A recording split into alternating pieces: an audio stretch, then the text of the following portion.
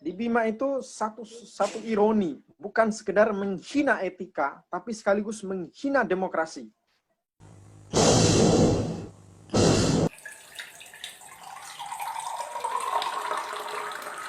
Kalau kita lihat data pada Pilkada 9 Desember 2020 saat ini, ada sekitar 9 keluarga pejabat yang mengikuti Pilkada serentak. Ya. Pertama ada Gibran Rakabuming dalam pemilihan wali kota Solo. Nah, kemudian yang kedua adalah Tangerang Selatan, Putri Wakil Presiden Ma'ruf Amin, Siti Nur Azizah. Kemudian yang saat ini diusung oleh Partai Demokrat karena beliau memang adalah pengurus DPP Partai Demokrat. Berhadapan dengan keponakan Prabowo Subianto, yaitu Rahayu Saraswati Joyohadikusumo yang diusung oleh Partai Gerindra. Kemudian berhadapan dengan putra Bupati Serang, Ratu Tatu Hasanah, atau adik Ratu Atut, yang bernama Pilar Saga Ihsan. Begitu juga adik Wali Kota Tangsel, Airin Rahmidiani, yaitu Aldrin Ramadian, yang dikabarkan tertarik yang juga ingin menggantikan posisi kakaknya. Selain nama-nama di atas, juga kita dengar kabar menantu Jokowi di Pilkada Kota Medan, yaitu Bobi Nasution.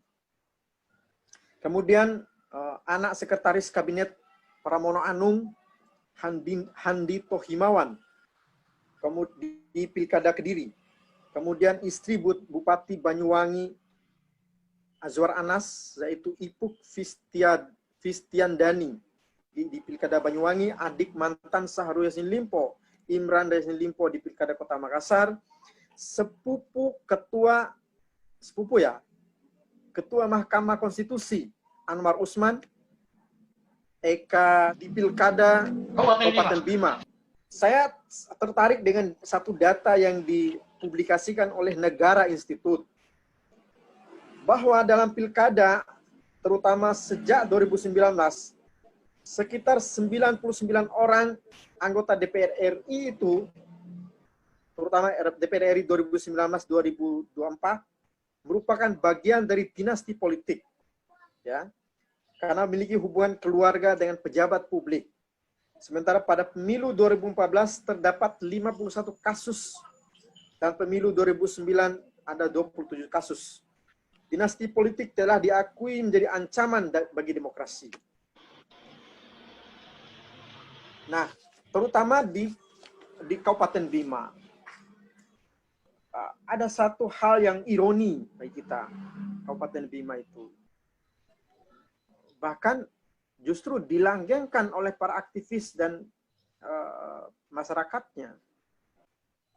Di Bima itu satu ironi, bukan sekedar menghina etika, tapi sekaligus menghina demokrasi. Ya, saya sangat mengucapkan dengan sangat terang bahwa praktik politik di Bima itu bukan sekedar menghina etika, tetapi sekaligus menghina demokrasi. Pertama, dalam sejarah, kekuasaan itu dijalankan oleh eksekutif atau yang disebut dengan oleh raja. Seorang kepala eksekutif, dia sekaligus menjadi kepala legislatif dan kepala yudikatif. Sehingga seluruh sistem politik, seluruh peraturan hukum, dan seluruh kebijakan perundang-undangan ditentukan oleh satu lembaga yang disebut dengan eksekutif. Maka muncullah apa yang disebut dengan pembagian kekuasaan atau trias politika. Bahwa kekuasaan yang diselenggarakan oleh satu lembaga itu cenderung mengalami cenderung disalahgunakan, cenderung diarahkan untuk melakukan nepotisme dan korupsi besar-besaran, maka dibentuklah satu lembaga yang mengawasi eksekutif. Satu lembaga yang mengontrol jalannya pemerintahan yang diselenggarakan oleh eksekutif yang bernama legislatif. Maka itulah falsafah dasar daripada pembagian kekuasaan di dalam pemerintahan atau yang disebut dengan trias politika. Kekuasaan eksekutif harus dikontrol supaya tidak disalahgunakan. Supaya kekuasaannya tidak diarahkan untuk mengakal-akali demokrasi, mengakal-akali politik, mengakal-akali hukum hanya untuk memperbanyak atau mengumpulkan banyak sumber daya ekonomi dan sumber daya politik. Sehingga dia harus dikontrol. Nah, yang mengontrol ini sifatnya independen, dipilih langsung oleh rakyat. Ya. Maka eksekutif disebut sebagai simbol daulat rakyat, simbol kemerdekaan rakyat, ya, simbol kehendak rakyat, supaya dia mengontrol eksekutif itu. Jika eksekutif melakukan penyimpangan, maka dia wajib mengontrol, dia wajib menegur, dia wajib mengevaluasi. Dan kedua lembaga ini tidak boleh saling mengintip. Ya. Tetapi yang terjadi di Bima bukan saja saling mengintip, bukan saja saling saling melegitimasi, tapi sekaligus saling bersenggama.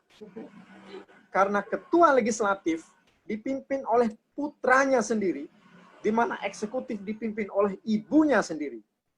Bagaimana cara melakukan controlling? Bagaimana cara dia menegur ibunya? Ya, bagaimana dia mengevaluasi ibunya? Mustahil terjadi. Di satu sisi dia tinggal di dalam satu keluarga. Sementara ada hal yang tidak boleh diketahui oleh eksekutif dan ada hal yang tidak boleh diketahui oleh legislatif di dalam proses penyusunan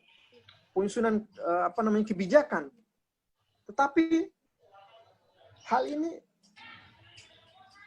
kedua hal itu dapat mereka saling mengetahui, ya, karena dipimpin oleh satu keluarga. Jadi yang terjadi di Bima saat ini adalah satu praktek monarki, neomonarki, ya, neomonarki, bisa dikatakan neomonarki yang mendungukan kita.